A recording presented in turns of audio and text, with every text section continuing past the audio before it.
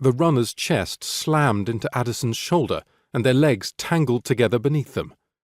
The sudden impact threw Addison off balance, sending him sprawling into the damp and scratchy undergrowth, squashing a poor, unsuspecting fern in the process.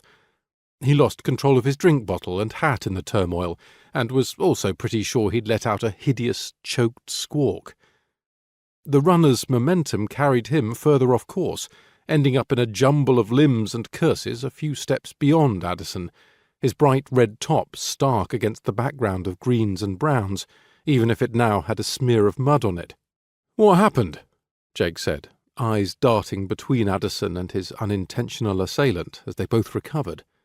Jake stood with his hands out, hovering uncertainly to either side of Addison's shoulders, but ready to leap into action as required.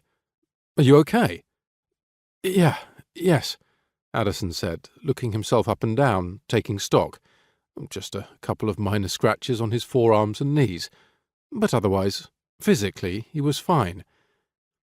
It was the shock of the collision and the immediate disorientation that had Addison out of sorts, a little rattled. And now that he was upright again, with Jake before him, eyes bright with concern, searching Addison's face, he realized there was nothing to worry about. He'd made a fool of himself and unintentionally drawn this man's attention enough times now that he ought to be used to it. In this instance, though, he had to admit he didn't mind the attention, even if it was a bit much. Really, he was fine. The difference here was that his own ineptitude wasn't wholly responsible for the situation. Sure, he'd misinterpreted the warning, but he didn't think he was being unreasonable in laying the lion's share of the blame at the feet of the aggressive runner. So, instead of his customary embarrassment, Addison felt an unexpected and uncharacteristic flare of animosity. Who did this guy think he was? This guy who apparently thought he owned the trail? Addison, having made it through the immediate shock, was about to say as much, but the runner was already filling the air with his own string of curses, interspersed with words like split and form and PB, whatever that was. He wasn't directing any of it towards Addison, as he was facing the other way, tapping and swiping furiously at the watch on his wrist.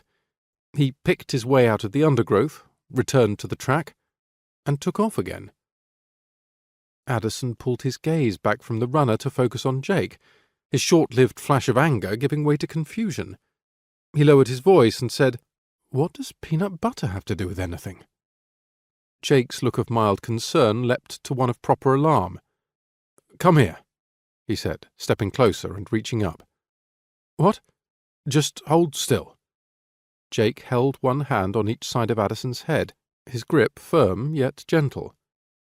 What was this sudden and strange intimacy? Addison was too shocked, for the second time in a minute, to do anything about it. It was when Jake started lifting and parting Addison's hair that he snapped out of it, pushing him away. "What are you doing?" "I'm checking your head,"